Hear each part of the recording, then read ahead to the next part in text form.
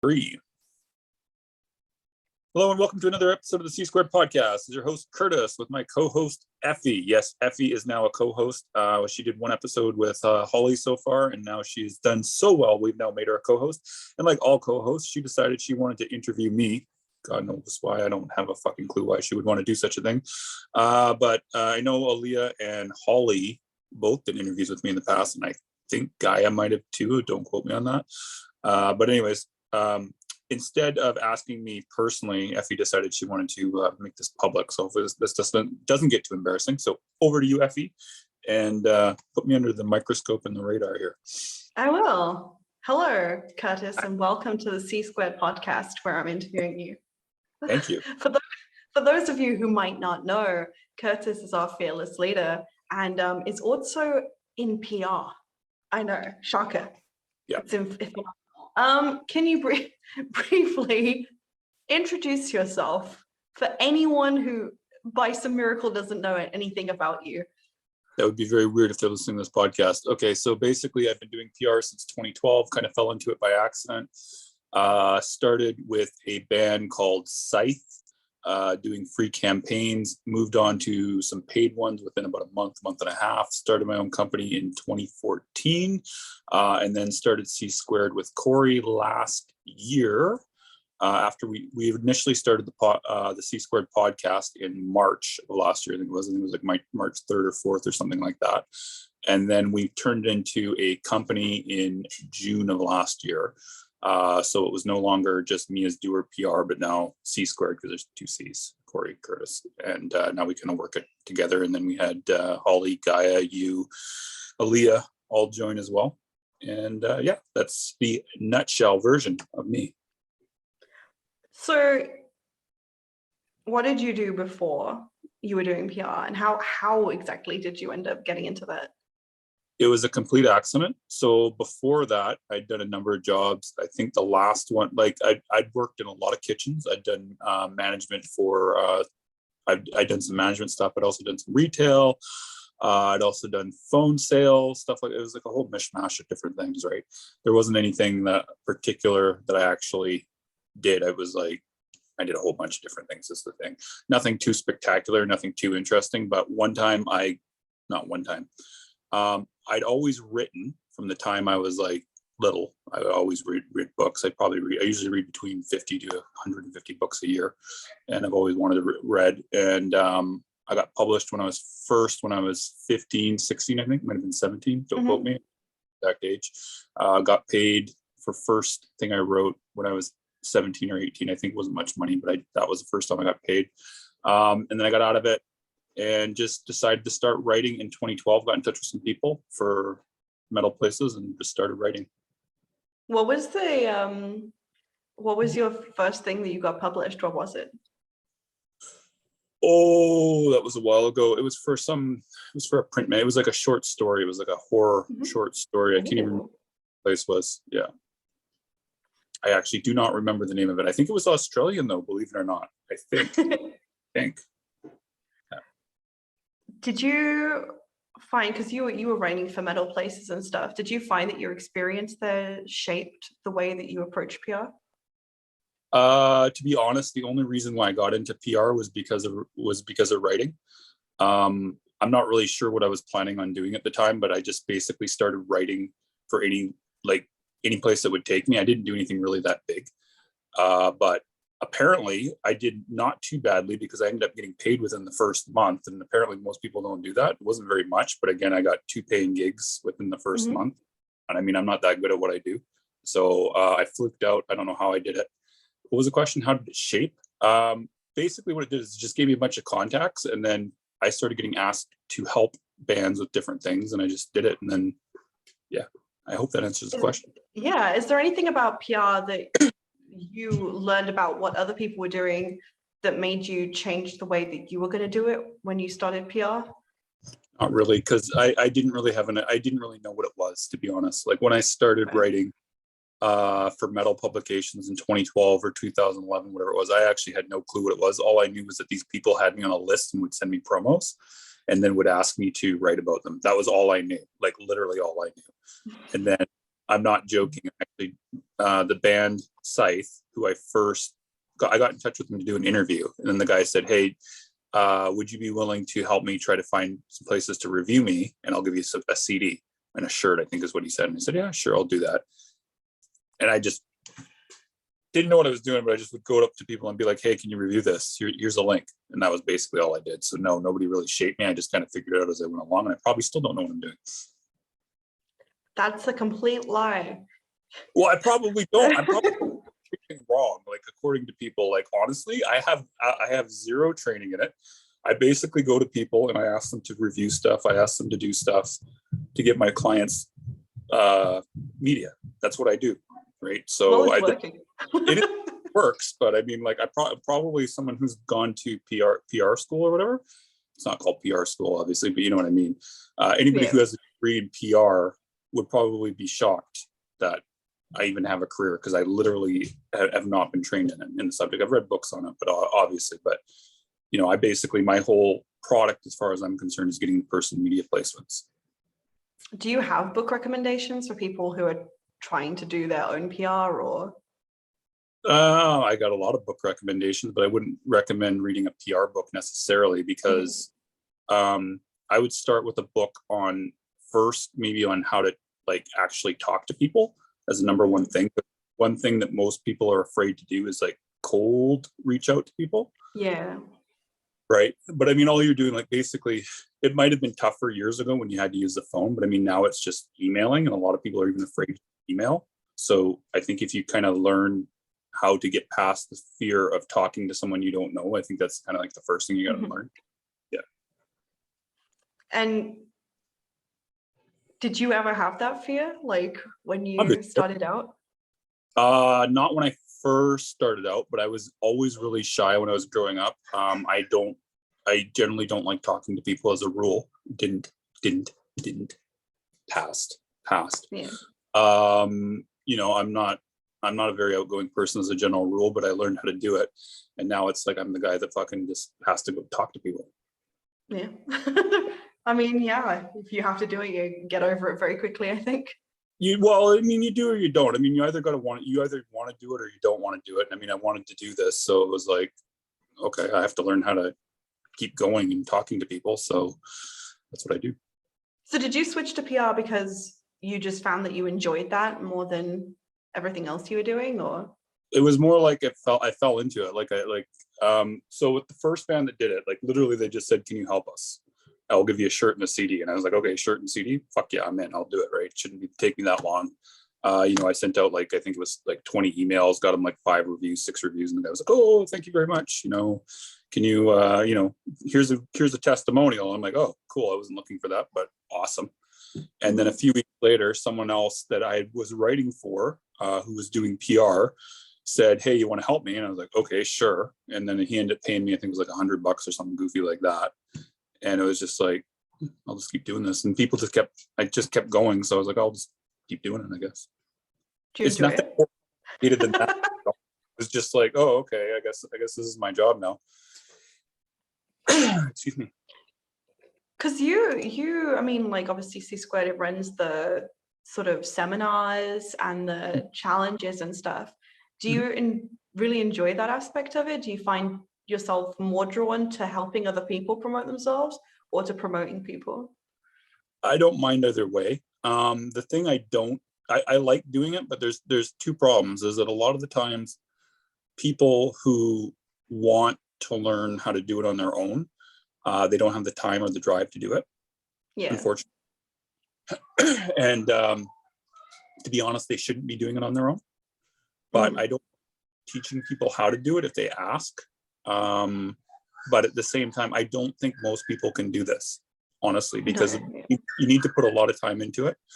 There's a lot of effort that's involved. Like, I mean, I'm usually on from 7 o'clock to 9 o'clock every day. Like, I don't get a day off 99.9% of the time. There's a lot to be done, and most people can't hack that. So I really don't think that if you want to get results, I don't think most people can do it on their own. I mean, some people might take it as a challenge, and that's cool, but I really don't think most people can do it on their own.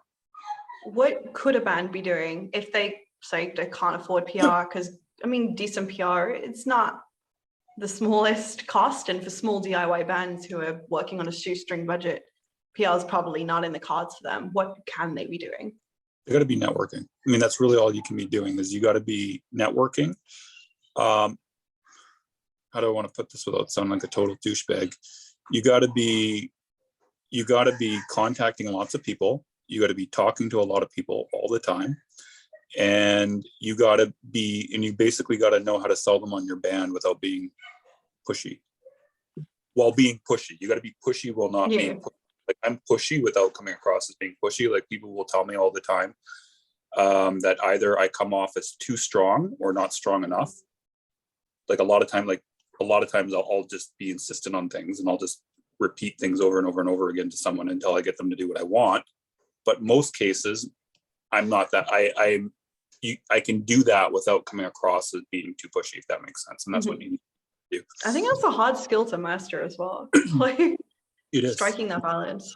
It is 100%. Most people can't do it. You either come across as super annoying, or you come across as super insistent. And I don't think I usually come across that way to most people, because there's one thing that I'll do that a lot of people won't do. Like, for example, if I ask people to do things for me, I will, as a general rule, also tell them I will do something for you as well. Or if they ask me to do something, I'll do it. Most people, like, if you ask them to do something, who ask you to do something for you, if you ask them later, they're gone. They're ghosted, or they didn't message, or, they're too busy, or something came up, right?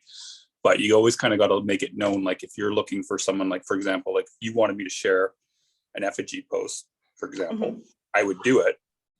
But at the same time, like, later though, if I said to you, hey, Effy, would you mind sharing this? And you ghosted me, I might kind of go, yeah, you know what I mean? And I think you can, if that makes sense. No, I think that's fair.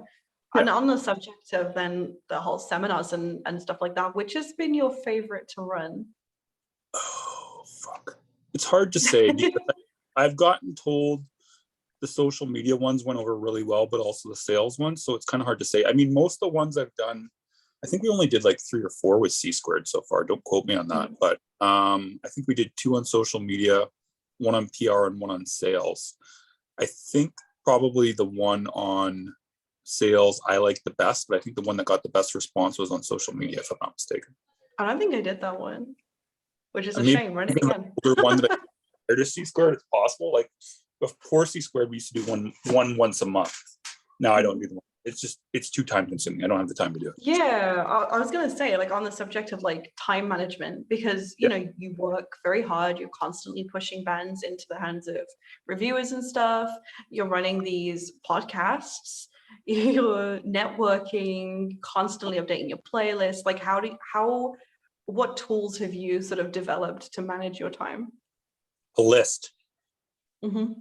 That's all it is. It's a list. I just go through the list. And it's basically it's basically the same list all the time, with just a few things added every once in a while.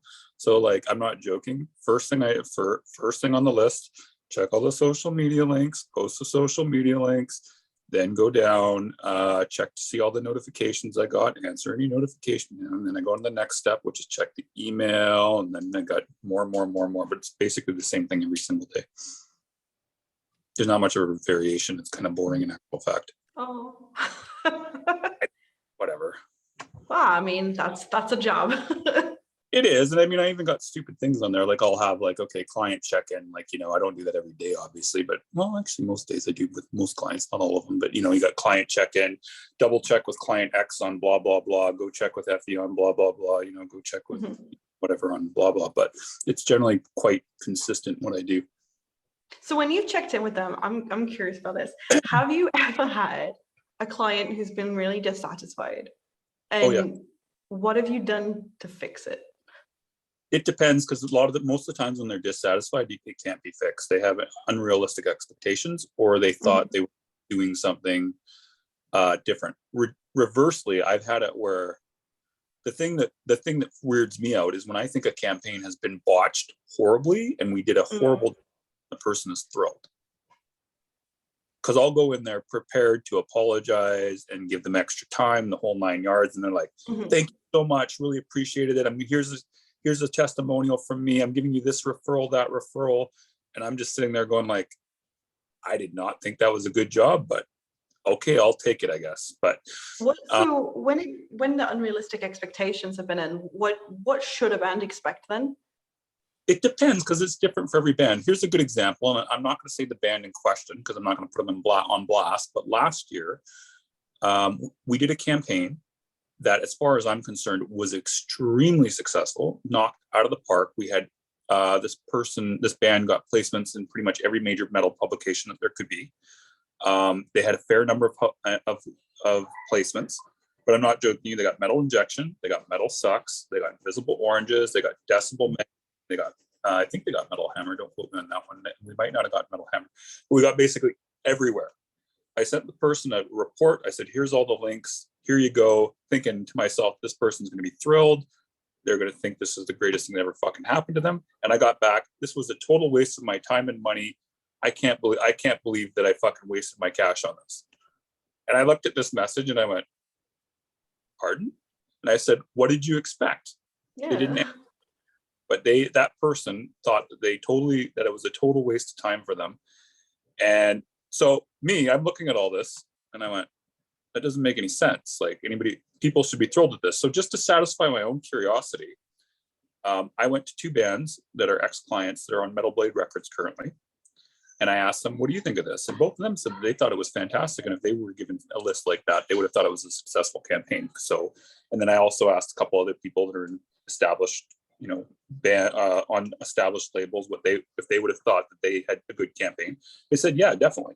So this was a band that had self-released independently, and their expectations must have just been like beyond ridiculous, because it was I don't know, but to handle something I guess they wanted their band to explode or something. Honestly, I don't know what they expected, and I tried getting an answer. He wouldn't answer me back. He was totally upset with me. I don't know. I honestly don't know what I could have handled. And and I also had that happen a few years ago too. Same thing. It was a debut album for the band. Got them lots of major placements. And then he refused to make his final payment. Said, "I'm not doing this anymore, and this was a total waste of my time." And that was it. And I was like, okay, fuck you. I think a lot of people expect it to blow their career up, but it's not. Yeah, exactly. But the best part is this same person who did that tried to work with me again 3 months later. I was like, nah, not happening, dude. No, yeah, why would you? No, I wouldn't. Like, you skip out on your final payment, tell me I did a crap job, and then 2 months later say, hey, let's work together. No, it's not how it fucking works. Not how it works at all. In order to get the best results, what does a band need to have prepared for you? Okay, well, here's a key thing that people have to be aware of. The music has to pass muster first. If we do not think that the music is going to succeed, we are not going to take the client. Because a lot of people will think that they can just pay for PR and and they're going to get results, and that's not the case. So we don't take money from people if we don't think we can get them results. Number one. Reversely, at the same time, do you sometimes think you can get results and you don't? Yes, that happens sometimes. But the way around that is, like, if you don't think you can get the person results, don't take the money. So what was the question again? I think I went off track. Like, what can a band have ready for you in order to make the most of their PR campaign? So the first thing is you need good music. Otherwise, you're not even going to get accepted. You also need good pictures. You need good art. You need to have a willingness to be available for interviews and to write your interviews. Be quick on your interviews. Those are the main things: willingness and high quality assets. Fair. Easy. And obviously, if you're releasing like an album or something like that, you're going to be releasing singles and stuff like that. Yeah. Do you prefer it if the band hasn't released those singles yet, or if they released them before they come to you? Do you think it makes a difference? It does make a huge difference. Try to release your singles after you start PR. Okay. It's not a deal breaker. Like, had Demiricus, for example, signed up with us after they released 2 singles. And I mean, their campaign's going pretty good still, but I mean, like, I don't think it made that much. I mean, we would have had more to work with, obviously, like if they would have waited, but them releasing those singles in advance didn't harm the campaign, and it probably actually helped. They already had that momentum going. You know what I'm saying? But they're also a band that's been on a bigger label in the past, so I don't know if they're unique in that sense. But like, for example, if you release a single, you should wait until after you've already got the PR in place, because then they can boost it. They can do the press release 9 yards with that, right? Yeah, no, I think that's fair. Cool. And is there any advice you have for small artists or people if it's their first time doing PR? Or yeah, don't go in thinking you're going to get the moon. You might, but you're probably not your first time. You got to manage your expectations when you start. Like if this is your debut EP or your debut single, you're probably not going to get decibel. You might, but there's a good chance you're not. But reversely, again, it's possible you could. Like I've had placements in decibel for brand new bands. We just had a brand new band on their debut single. They landed Metal Injection. So it's possible, but is it likely? No. So you kind of got to go in there with like your first release. Nobody knows who you are, and nobody in the PR cannot do more than try to get people to write about you. They don't have a magic wand or anything like that. If the publication isn't biting, they're not biting, and there isn't a lot that they can do. They don't have a secret special way to get you in if the writer tells you no. So like if you want to get, for example, a placement at Metal Injection, and Metal Injection does not like your music, there's nothing that the PR can do to get you in Metal Injection short of you changing your music or doing something different that makes them want to write about you. So I think that answers the question. Yeah, no, I think that's pretty good advice. Cool. Do I have any last questions? You must have more. I do. I think I have one more actually. Do you think the way that PR is done and the way that that kind of section of the music industry has changed during the course of the pandemic? It's a tough question because it's been tougher to get placements. At first, like there's a lot more music being there's a lot more music being released is the problem. So when there's a lot of music being released, there's less of a chance to get in front of people because of the fact like if there's 60 albums all coming out in the same week, 60 versus 20, it's going to be a lot harder to get a writer to agree to write about you than it was when there was only 20. So yes, it is a lot harder at times to do that, but it can be done. It can be done. Like almost all of our campaigns have done well. I think we've only had maybe 1 or 2 campaigns that didn't turn out the way that I wanted them to since we started C Squared. You know what? You haven't asked me about doer PR and C Squared. You're failing on your interview skills there, Effy. But anyways, yeah, I mean, like, yeah, I mean, it's tougher. You got to have, the PR has to be persistent. The band has to be persistent. There's a lot more that you have to do. Yeah, it's changed because of that factor right there. That's the short answer. And I guess to close this off, if there was one thing a band could do tomorrow to help themselves to therefore help you with their campaign, what would it be? That's a tough one. Can we go off topic for a minute here? Do we have a few minutes? Okay, cool. What can they do to help me? Okay, so here's the key point that I want to bring up. So it's cooperation.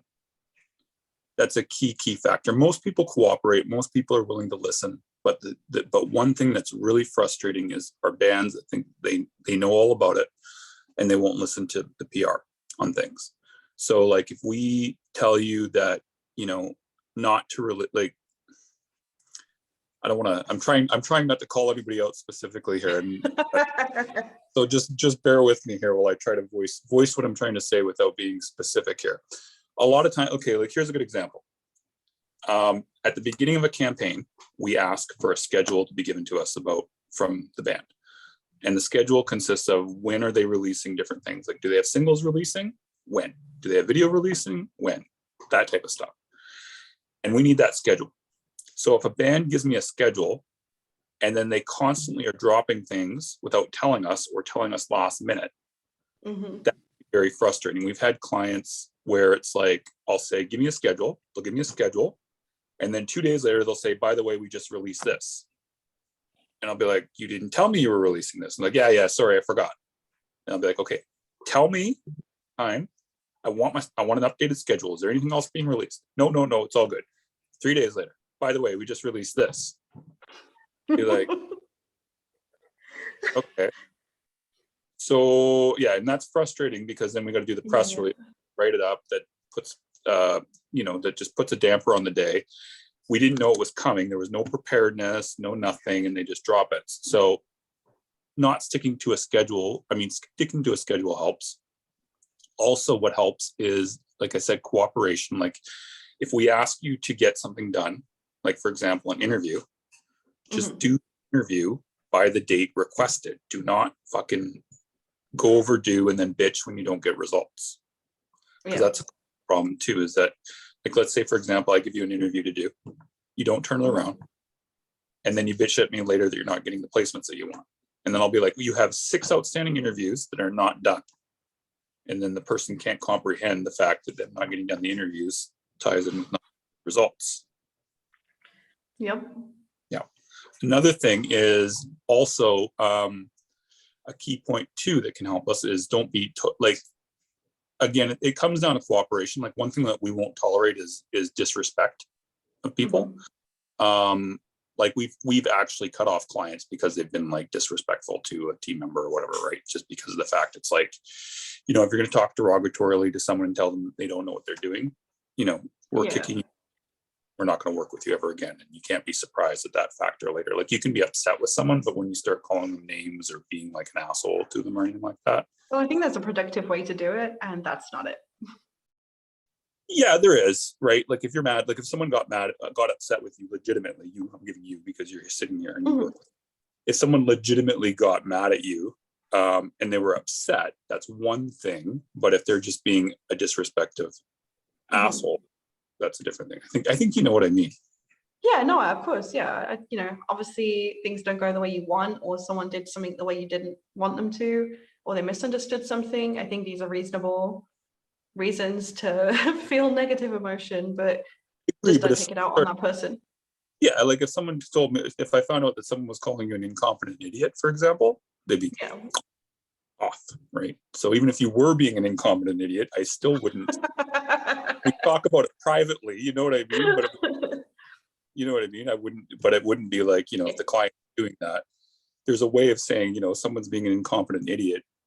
They're acting like one versus that they are, if you know what I'm saying. Yeah. Hope that makes sense. No, I think that's good. Yeah. What else do we want to talk about, Effy? There's no way that you got through everything. You told me you were going to give me No, I just kind of wrote some things down and I'm just kind of winging it right now. Is there anything else you wanted to talk about? Is there anything I didn't ask that I should have? Probably a fair amount, but probably a fair amount that you didn't need to ask about. I think, what we should talk about for a few minutes here? We should talk about, we kind of touched on it briefly, but what I would like to talk about is kind of like the difference between a PR campaign versus like an ad campaign. Yeah, that's good. So this is one thing that I get asked about a lot that I kind of want to clarify, which is kind of like some people think you can pay people to do placements. And I think that's kind of a bad idea because that's more doing an ad. Like it depends though, because like some places in Europe will want money in order to cover you, which is okay, but I don't really like doing that. Like a good PR is going to get you earned placements. It's not like something that's paid for. Like you pay the PR, but the PR, you're using their relationships in order to get you more placements, if that makes sense. Versus, just paying someone. Because if you're just paying someone to write about you, that's basically an ad. Does that make sense? No, yeah, that makes sense. So that's the key difference is a lot of people think like when you pay the PR, automatically they can get you anywhere. and that's not the case. So like, okay, let me ask you, because you were asking me these questions a few months ago. Sorry to turn the interview around here for a second here, but what would be your, like, if you came to me and you were like, I wanted a PR campaign, because you're fairly new, as an artist, you're fairly new. What would be your, give me some questions that you would want me to answer, and I'll try my best to answer them. Well, I think, obviously now I understand that it's impossible to quantify, but I guess if I was, when I was looking for PR, my number one question would be, how can I guarantee that I'm not throwing however much money into the void? Like, okay, here's how you do it. So number one, so when you're looking for a PR, number one, you want to go with someone that handles your style. Number one. It's number one. So number two, you are going to want to ask or check with people that have worked with them in the past. So if you want to talk to anybody that's worked with me, you're more than welcome to. Anybody's more than welcome to. There's obviously going to be a few people that don't think I did a very good job, but I think I got a pretty good reputation. Me and Corey got a very good reputation as far as I know. And you can ask people about it. Now, if you're going to be looking at C Squared for representation, you should be talking to people that work with C Squared, not people that work with Doer PR, because Doer PR and C Squared are two totally different things. It's not the same thing. Before it was just me and I did a really good job, but now it's me and several other people. So you might get a different response than before, if that makes sense. Yeah. I'm pretty sure you're going to get a good response either way, but I mean, you should be looking at people that we have worked with versus just me has worked with, if that makes sense. Let me go off for 1 second here. That's one thing that actually bothers me, is when people still come to me like I am the person at C Squared, if you know what I mean. Yeah. I don't like that, because it's not the case, because there's a number of other people that work here as well, right? I think it's because the email on the website is still your email. The reason that is, though, is because I handle all the invoicing and stuff like that, right? So that's the reason why that is. So, but just for clarity's sake, anybody, let me rephrase this here. So anybody that we work with, Corey and I both have to sign off on. Yep. I can take someone and she can't just take someone. Generally, I mean, if she wanted to take someone, I'd be like, yeah, fine, I trust her judgment, and she would do the same thing with me. But I'm just saying that we have to both agree on something. If one of us does not agree on something, we don't take it. So I don't even know how I got onto this, but it's kind of like a team effort versus just like a solo one person. So again, like if you're going to be checking for C Squared, check with people that work with C Squared, not just Doer PR, because it's going to be a little bit of a different way that we do things. I think we've now got it so that way it's a little bit more streamlined with things. Yeah, hopefully that made sense. What is the difference between the two? Like, what I don't run Doer PR anymore. I okay. Dissolved. Well, I think it still exists. I think I still got another 4 years that the name is valid, or something like that, or 3 years or something like that. But I registered C Squared as a business name last, I think I have the paper here somewhere, June. So it's been in existence since June. I am the owner of the company, because Corey obviously is American. It doesn't really work that way, but to all intents and purposes, we are a team on everything. So if if we were to split up tomorrow, we would have to discuss what would happen, because obviously we wouldn't be working with the C Squared name anymore. But for all intents and purposes, it's the two of us work together as a team on things, versus before with Doer PR, it was just me. But once she entered into the picture, and we started doing the C Squared podcast, I figured it was best to change the name, because otherwise it just looks like it's just me, and that's not the case. And then we also have the others come on too. Back to the question of, how do you know you're not throwing money into the void? Yeah. So here's what you do. Talk to people that have worked with that person in the past. It's really, really simple. And don't just talk to one person, but talk to several, because one person might have good things to say. Like, here's a good example. So there's a certain PR that likes to say that they worked with a certain large band at one point. And that is true. They worked with that certain large band at one point, and I'm not going to give names. I'm trying to figure out how to phrase this without calling people out. I'm sorry, Effy. They like to give this client as an example of someone that they had worked with. And it's true, they did, and they got really good results. But that was one big name that they worked with a long time ago. And no one, and from what I can tell, no one else since that time period has ever gotten good results with them. But they always put that one as being their star person, right? So you want to ask multiple people, because also at the same time, like for example, if someone went and checked out C Squared and they asked that person I said to you that said that they felt like they threw their money away, that they got all these huge placements, they might go talk to them. They're going to hear, wow, they fucking suck so bad. I felt like I lost my money. This was terrible, you know, and that's all they know. They don't know that the person got all these huge placements, blah, blah, blah, and that they were unrealistic. So they talk to the one person and they think I'm shit, that they think we're shit. But reversely, if they talk to that one person and they talk to like 6 or 7 other people, they're going to give a vastly different story.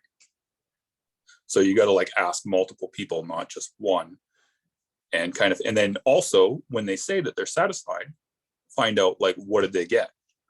Yeah. So some people are really happy with people that do an email blast, and they'll say, yeah, it was great. You know, I got like all these news placements. It was great. I spent $25. It was awesome. But then you dig and then you find out they didn't really get anything very big. It was like, you know, Russian blogs, nothing very big, that type of a thing, right? So you kind of got to ask, and you kind of got to do your research is what you got to do. Yeah, that was one of the things I was doing when I was looking around PR. Like I looked at bands on people's rosters and then Googled them and that release just to see where it got placed.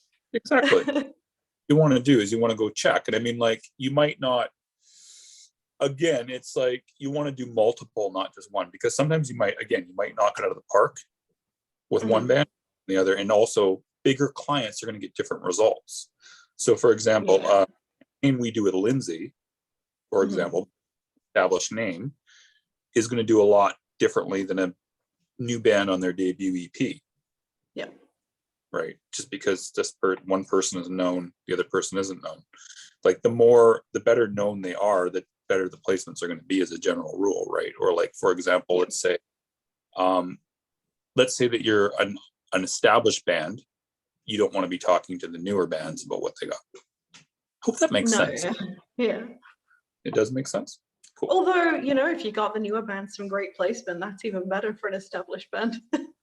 Well, it is. Like, here's a good example. We just got Appearin, I think that's how you pronounce it, Appearin Bound, a whole whackload of major placements. And that's their debut. And they just did a debut single.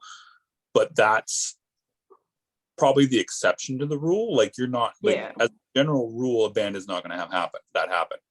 But if that band goes and refers us to people, and they probably will, we're going to have a bit of a problem, because those bands are going to be like, yeah, they got a Pyron Bound, like Metal Injection, Best, Decibel, and all these things. And I don't know if I could necessarily do that for them, because for some reason their songs hit with these publications. These other bands may not hit as hard, even if they might be better or they might be the same. You know what I mean? So it's really hard to say. So on the flip side, let's say I'm doing this PR now. I want your PR campaign and you've done it for me and you didn't get anything except like 2 Russian blogs. What is the next step? That's never happened to me, so I can't tell you what the next step. What would you do? What would I do? Was this a challenge? I wouldn't let that happen. One. Yeah, I mean, I wouldn't let that happen. That's your answer right there. I wouldn't let that happen. How would you stop it? Well, you can usually figure out a way of doing it. Like, if you really need to pull in a favor from somebody, you usually can. Like, if you're just, if you get, there's always a way of handling different things. You can always get at least, 5 to 10 placements, if nothing else. You know what I mean? There's always a way to do that. Unless, like I said, I've never had that happen where I've had campaigns bomb, but not like that bad bomb. Yeah. So it's like, you just have to keep persisting and pushing. Like, one thing that I'll do, like, if something's not taking off in a campaign, what I'll do is I'll try to find anything I possibly can for a placement as an immediate thing, because once you get some momentum going, then more things happen, right? So like, for example, let's say I was doing your campaign. I sent out a press release, picked it up, resent it, nobody picked it up, resent it again, nobody picked it up. So I'd be kind of panicking at that point and going, okay, there's something going wrong here. So what I would first do is I would start reaching out to places that normally print news. And I'd be like, hi, not sure if you saw this, but can you please print this news? That'd be my first thing. Usually out of all the places that print news, if you do that, you can usually at least get a few places to agree to do it. And if you still can't, there's something really fucking wrong and you have to, and then I would go back and see what, maybe there's a problem with the pictures, maybe there's a problem with the write-up. I don't know, but if that was happening, I would think that there was something awfully fucking wrong, and I would go back to the press kit first or the press release and start looking to see if there's anything that we could change, because that would be extremely abnormal for something like that to happen. Because usually what the case is, at least what I've noticed with me, or with us rather, is that if something isn't getting results, there's usually something wrong in the way we presented it, and we just have to kind of tweak what that is. Or what has happened, and you're going to laugh at me for this, one time I couldn't figure out why a press release didn't bite. We sent it out, and 24 hours later, nothing got picked up. 48 hours later, nothing got picked up. So what happened is that there was a problem. I didn't actually hit send. It was in the draft. So expert PR. Well, this was a long time. This was a long time ago. So I was like, yeah. So that can happen too, where you have something stupid like that. Or for example, we had a time where I think it was MailChimp had a problem with sending. They had a glitch, and I think it was MailChimp. Maybe it might have been, I don't think it was Holix, but it was probably MailChimp, where it was like the emails didn't go out even though it said that they went out and nothing was delivered. Yeah. So, and it ended up being a technical problem. So that can happen too, right? So first thing you want to do then, I guess, is make sure there's nothing technical on your end, like i.e. did you actually send on that fucking email that you thought you sent? That can happen. You thought you pitched someone, you sent the pitch, it was the greatest pitch ever, and they're not responding. You can't figure out why. And you go into your emails and you're like, because it's in draft, I didn't hit send, or you thought you sent it and you didn't actually send it. That's usually the first thing. Did you actually do what you think you did? And then number two, is there any technical problems? Number three, is there a problem with the press kit? Those would be the three things I would check. And because obviously if it's your debut EP single, it's probably not worth you forking out $5,000 for PR for a single if you're not known. Has anybody tried to charge $5,000 for a single? Oh, I don't know. There is some really expensive stuff out there when I was looking. Just for a single sounds a little bit off the charts in terms of money. If someone's offering, how much should a relatively new band be looking at spending? Like, what percentage of their budget overall should be going on PR? I mean, it's hard to say, right? Because it's not going to be cheap. I mean, if you want to spend 50 an email blast from someone, you could do that, but it's not going to get you very good results. You kind of have to look at it from the viewpoint of what am I looking for in terms of professionalism, right? So is a pro band going to spend, for example, $1,500, $2,000 on PR? Yes, they are. Is an amateur band going to spend $50? Yes, they are. So what do you want? Do you want to go for amateur results, or do you want to go for pro results? So you kind of got to look at it from that viewpoint. If you're only willing to spend $100, you're most likely not going to get very good results. But I mean, you always got to think about it, presumably from the perspective of, if you're a brand new band and you've never had any placements before, it doesn't matter how much you send out. If the contacts don't recognize your name and they don't know you and you've never been written about, they're less likely to write about you, surely. But reversely, how's anybody going to know about you unless you do that? But if you spent a little less than like the pro budget, you could still be put out there to a couple of places. This depends, because it depends, because some of these places that charge really low have really bad reputations with writers. So it's kind of hard to say. Like, I'm not going to go into names or anything like that, obviously, but there's a few PRs who just do email blasts and just spam the shit out of people. And if you use that person, you are automatically cut off of the vast majority of major publications, because they look at those people as a joke, as a complete joke. So if you or a band hire that place as your PR, and you're automatically written off as a joke, Mhm. that's going to affect your future campaigns. You know what I mean? So you kind of got to look at it from that viewpoint too, right? So if you're going to hire a dude from, I don't know if you saw the guy that I called out a few weeks ago. I think I showed you that. Yeah, I'm not going to name his name. But if you hire someone like him, who's a complete joke and nobody respects, I mean, that's going to look dumb on you. Like, do you want to be associated with that? No, you don't. It's going to be worse for your career in the long run, right? Like, nobody want, like, you don't So want. if you're a brand new band, right, you don't necessarily know how writers view certain PRs. Is there any red flags you should look for when you're seeking out PR? Yeah, number one, there's one, too much or too little being charged. So like, if someone's like, for example, asking you for $5,000 for a single, that would be red flag. Ask $25 for a single, that'd be a red flag. But again, there are exceptions to this rule, like for the cheapness, because some people, when they're just starting out, they have to charge cheap. They have to, or they have to work for free. So I mean, you kind of got to use judgment. But if such and such a company's been around for, like, for example, 5 or 6 years, and they're charging you like $80 or $75, and they claim that they have like 20,000 email addresses or something like that, it's fake. It's not true, and there's no way, and it's just impossible. Like, there's one PR company that claims that they have 20,000 emails. Yeah. And $50. For starters, I know that's not true, because most of the people on their list, they admit that they send their they admit that they send their emails to like PR people. Like, why would you send promos to PR people?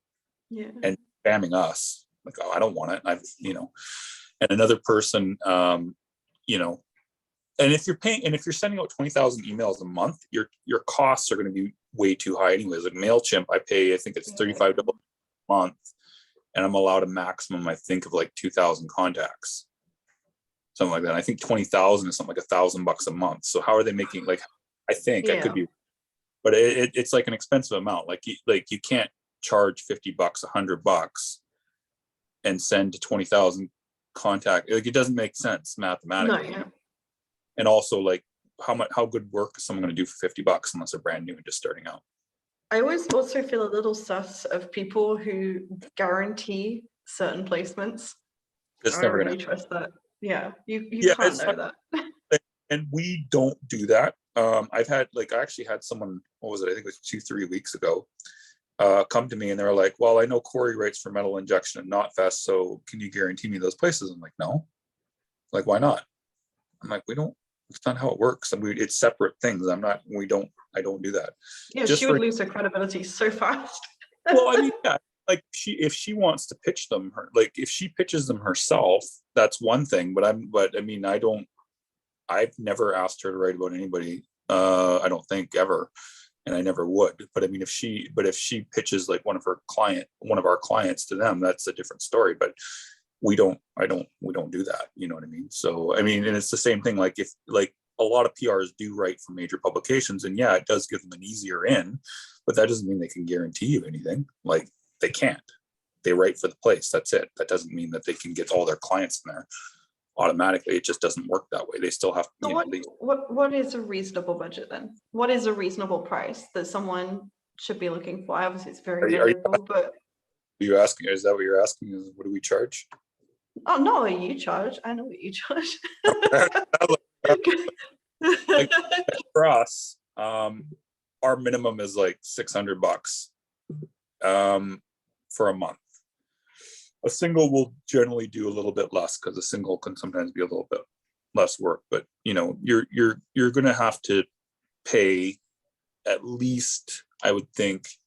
I mean, again, it depends, because different PRs charge different prices, and it depends, and what you pay for is what you get as a general rule. But at the same time, like I said, if you're being quoted too high or too low, that's also a red flag.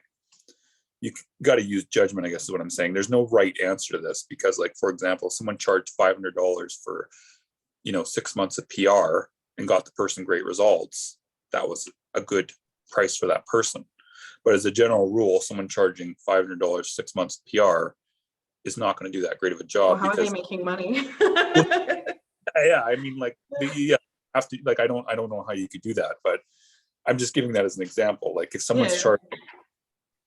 someone's charging too low, like I saw something somewhere where someone was offering, I think it was PR for a year for $50, and they claimed to be an established company with links to Sony and everything like that. And I'm just like looking at this, I'm like, there's no way. Like, how does that work? It doesn't even make any sense. You know what I mean? I'm just picturing them writing emails. Dear Mr. Sony, I have a client. Well, yeah, that's the thing. It doesn't make any fucking sense. So, I mean, you kind of got to use judgment. But again, the key thing comes back to talking to other people. And Google is also a really good thing. So if you Google me and Corey, you can find a lot of good information about us. You can find us. You can also notice that we have a podcast, this one, where we actually have legitimately talked to people that in the industry that are very well known and very credible. And those people would not be coming on our podcast if they didn't think we were credible. So we have, we've talked to people from major labels. We've talked to people from pretty much every major publication, and they're not going to be coming on our podcast if we weren't legit. You know what I mean? So. But if someone like I had a band 3 years ago come to me and they were like, what can you guarantee me for results? And I said, can't guarantee anything. That depends. And they said, well, this other PR told me that they could guarantee me Kerrang for $300 plus more. And I said, well, I can't do that. Good luck, because those people are lying to you. And they said, no, I don't think so. This person sounds like they're legit. I Googled their campaign later. They didn't get Kerrang. Yeah. Yeah, they didn't get Kerrang. They got nothing, basically. And they probably feel like idiots now, but I don't even know why a PR would even guarantee that. But at the same time, Yeah. I don't know what was said. Also, it could be that they said, I have connections at Kerrang. I don't know that, and which could have been true. I mean, we got connections at Kerrang too. Does that mean we're going to get them there? Nope. Heck, Yeah, right. interviewed a writer from Kerrang 2 weeks ago. I know, she was lovely. But that doesn't mean you can guarantee. You can say, oh yeah, I know Angela, and I can get you a review from her. No, it doesn't mean fucking jack shit. It just means you know her. Maybe she's going to be more inclined to open your email now, but yeah, that doesn't mean you can guarantee nothing. And it's the same thing. I think that's fair. Yeah, well, I mean, that's all you can really do is if the PR says that they have connections there, that's one thing. If they're saying that they can guarantee you a placement, just run as far away as you possibly can. What else we got, Effy? I think this question I have is maybe a weird one. If you are running a PR campaign, is it worth paying? Because obviously a campaign might run for 3 months, but your whole release schedule might not be 3 months. Like, it might not be you're not releasing 3 singles on your album, crammed it to 3 months. You might be releasing it over 6 months. Yep. Would you recommend paying for a bit of PR then and then paying for a bit later? And like, how would you recommend someone go about that? Let me make sure I understand the question first. So you're asking me, you only have 3 singles, but you want it to run for 6 months. Well, no, not necessarily for an entire 6 months. You might want to promote a bit now and promote a bit later. And overall, it evens out to about 3 months. But how would you just, yeah? Just work something out with the PR. Like, I mean, we've done that. Like we had someone a few months ago, I think it was, where they had only 3 singles, but they wanted to work it out over a 6-month period. But we were only really doing a heavy promotion period during 3 months. But they wanted the album sent out to reviewers early. We just worked a certain charge that was fair without being per month. So, I mean, that's what we did. I don't know what other people do, but I don't know. I would just say, like, look, that's what I want to do. Is there any way you can cut me a little bit of a break, since you're not doing a full month? You're only doing the or so. That's what I would do. Negotiate. And then I guess final parting advice. How should a client try and negotiate on price? I don't like that. Well, it depends, right? Because I mean, like, if you're honest and you we've actually had people where they go like, okay, this is my total budget, and if it's like really fucking low, I'll just tell them, I'm just like, look, I'm sorry, I can't help you. Like, if you want us just to do a press release for you, maybe we could do that. Or, that's too high of a budget. I've also said that to people. I don't we don't need that. We can do this for you. So it depends. Like one thing I don't like is when people just come to me and they say, what's your price? Because, and the reason why I don't like that is because, again, we check everything before we take people. And I've had people come to me and ask me, what's your price? I'll tell them my price. And they'll be like, okay, great, I'm hiring you. And I'll be like, I don't even know who you are. You have to tell me what you have, what your plan is. I don't know anything about you. I need to hear the music. I don't know what style you are. I had a guy last year get in touch to our Instagram page, and he said, hey, I've listened to your podcast. I've checked into your client, following you and Corey on Instagram for a long time, a number of months, blah, blah, blah. Really want to hire you guys for a campaign. How much does it cost?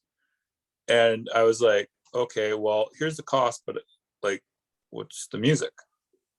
He was an R&B artist who obviously had never heard us, never looked at our stuff, didn't look at our roster, but was trying to offer us like $2,000 to promote him.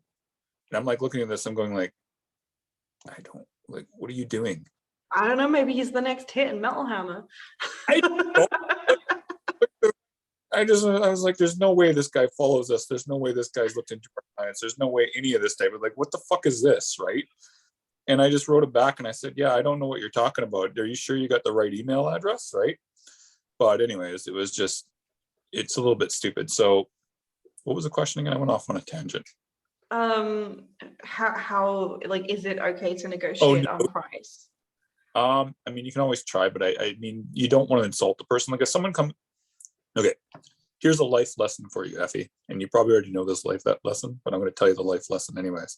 So your life lesson is this: the people that try to cheap you out too much on price are always the most demanding and have the most unrealistic expectations.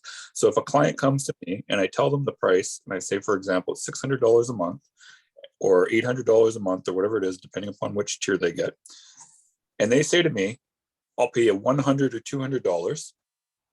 That client, if I decide to break my own rule, because I've done this in the past, thinking the person was nice, trying to be nice to the person, cut them some slack, that person 99.9% of the time is going to be one of the worst people I've ever dealt with in terms of my time, in terms of unrealistic expectations, wanting a red carpet treatment, harassing me at all hours of the day, and I have almost always regretted it.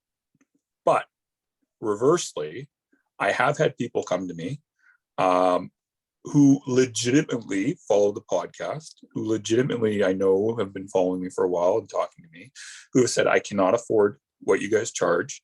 Would you be willing to cut me some slack? That's a different story than I'm looking for someone and just automatically trying to, you know what I mean? So you got to use judgment on these things. But generally what I found, like the people that start off super low, I go, I'm sorry, I've always regretted it. So it's obviously very awkward to ask people for their prices. I don't know. I don't think so, but okay. Oh, okay. I always feel like it's like super awkward being like, how much does it cost?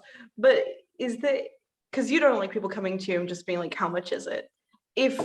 No. But the only reason why is because unless it's like if it's someone I know, like for example, if someone in an established band came to me and asked me that price, I would have no problem with it. But if it's some band never heard of, no name, no music behind them, and I have no idea who they are, I don't like that. Like I think when you came and asked me for the price, I was like, okay, I know who she is, so that's a little bit of a different story. I don't know what her music is like, but I know who she is at least. So I was fine with it, but I still said to you, we still got to check it out. Yeah, and yeah. I was not in a place to PR. But I mean, the thing is like, it's kind of like, so it depends upon the circumstances if I like it or if I don't like it. If someone wants to ask me, like, what do you charge? I'll tell them. Anyways, what was the question, Effy? You got me going on. It was when you were asking for PR, because if you don't know anything about PR and you don't even know what to expect or what you could get for your money, it's very hard to explain what you're looking for from a PR company, because if you don't know what a placement is and you don't know what an email blast is, like there's no way to go, I want an email blast. How do you find out that information from people? Because you can't even tell them what you're looking for. Well, we have this thing called a podcast, but we have got about 300 and some odd episodes that you can go back and you could listen to a few of them that talk about PR that tell you what it is. That's my snide answer. My real answer, though, is you could always Google what to expect from a music PR. Let's see what happens when you do that. What to expect from a music PR campaign. Wow, there's all these articles that pop up. That's what you could do. I mean, like in reality, though, I mean, like even also, again, it comes back to asking people. So, like, let me ask you this question. So when you were looking to hire a PR potentially, what did you do? Did you do background checks on people? Like, what did you do?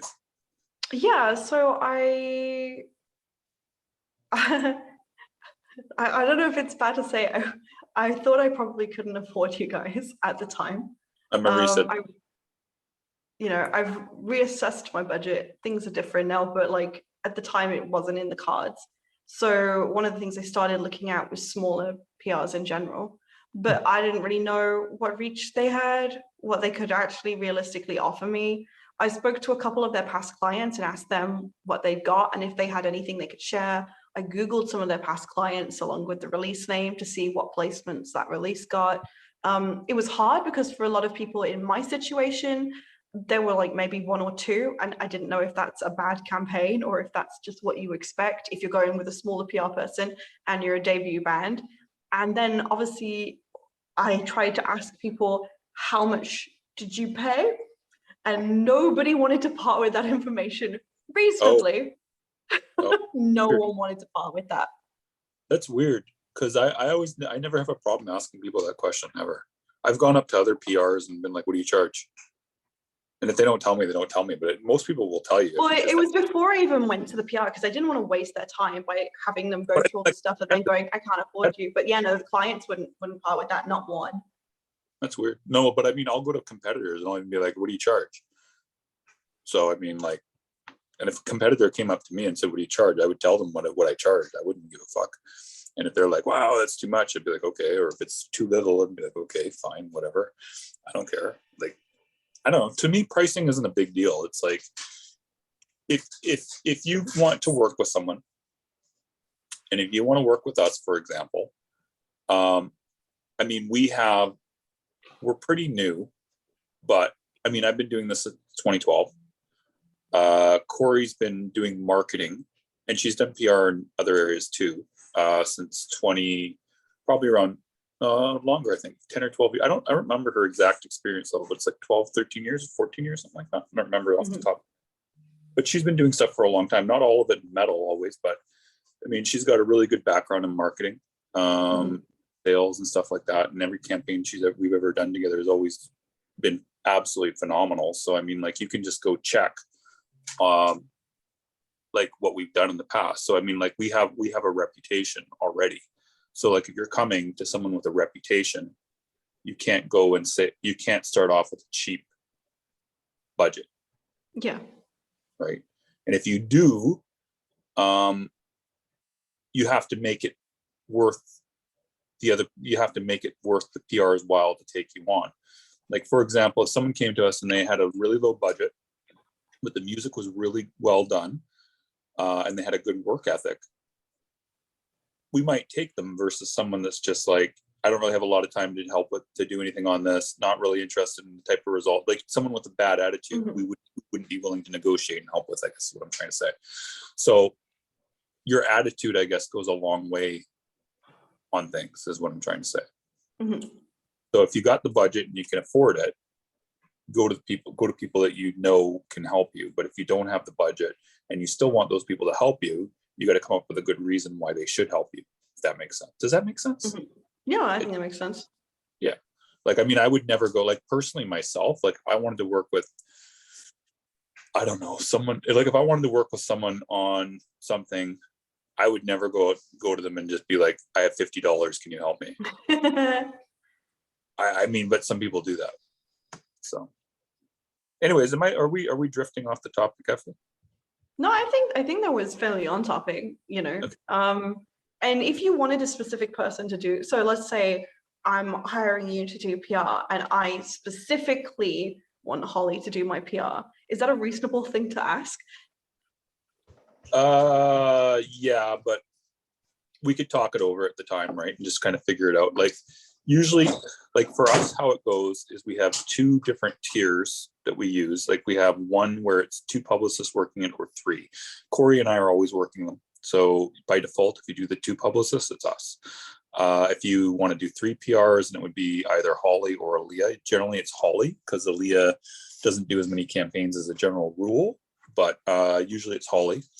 So if you wanted just Holly to do a campaign with one of us, we could figure it out, I'm sure. I guess it would be a reasonable request. Because obviously, yeah, everyone in C Squared kind of has their area of interest. You know, a lot of there's a lot of musicians, and if you were in a prog band, like Holly would be a good choice. You know, Yeah, knowing that genre pretty well. we have. Yeah, to answer your question, it would be a reasonable request. We'd work it out. I would just have to figure out the right method of handling it because she is the in charge on a number of campaigns right now. But again, it depends. She's got to qualify. She's got to make sure she likes the campaign too. And if she doesn't like it, obviously she's not going to take it. Like I've had campaigns run by both her and Gaia, just themselves.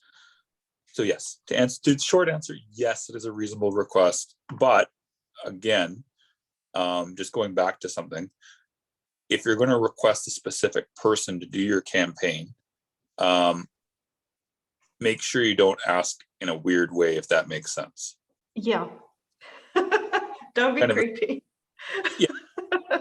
Like if someone messages me and says, I want Holly to do my campaign and no one else to do my campaign, and they're being like being weird about it, or they did it with you, I might kind of go, why? Yeah, that's why? Not Holly, but there's a specific reason you're asking me just Holly. Is that on just Holly or Effy or something like that, right? So, I mean, it depends, but I mean, ultimately the decision would come down to, I mean, if the client wanted Holly, for example, to handle it, or you to handle it, or Ali to handle it, we would discuss it, we'd figure it out, and then make sure that that person could handle the campaign, they weren't overloaded, and yeah, we would do our best to accommodate people. And I don't think I have any other questions, so okay. I guess just a kind of fun one. Have you got an absolute horror story for PR? Ooh, yeah, just like the worst experience you ever. The worst experience I ever had. Well, I don't know. I mean, since C Squared started, I mean, it's kind of like that one I was telling you about with the guy that had the unreasonable expectations with the placements. I don't know if that was quite a horror story. That was more like a what the fuck is going on story. In terms of horror stories, it's really hard to say because I can't really say there's like an absolute like, awful thing that's ever happened. But I mean, honestly, since starting C Squared, I mean, it's been pretty, I mean, it hasn't been smooth by any stretch of the imagination, but I mean, the good thing is that, I mean, I work with people that have similar goals to what I have.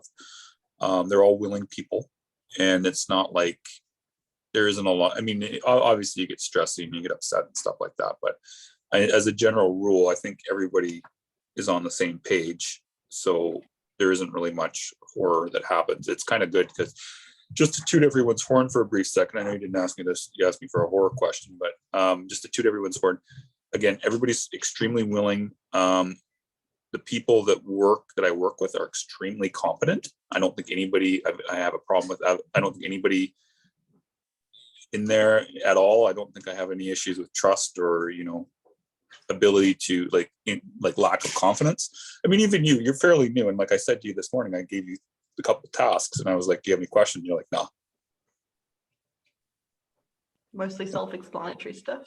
Well, no, I know, but still, I mean, like you'd never done some stuff before and I'd asked you to do it. Wait till I botch it. Well, who cares? I mean, you botch it. Like, what's the worst that's going to happen? Like anything can be fixed. Oh no, like, I learned something. God, exactly. Ew, gross. Yeah, but I mean, like pretty much anybody that I work with right now, I mean, they're competent people. You know, Corey and Aaliyah and Holly are absolutely phenomenal at what they do. Gaia, when she's running campaigns, is phenomenal at what she does as well.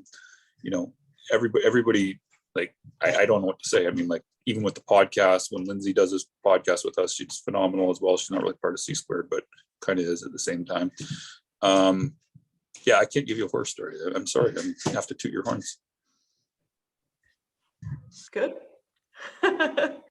Is there anything else, or are we ending off? No, I think that's it. I think you've exhausted everything I had.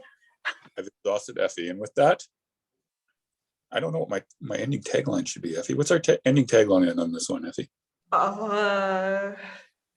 That's it. If you're still with us. Oh. If you're still with us. Oh yeah, if you're still with us, congratulations. You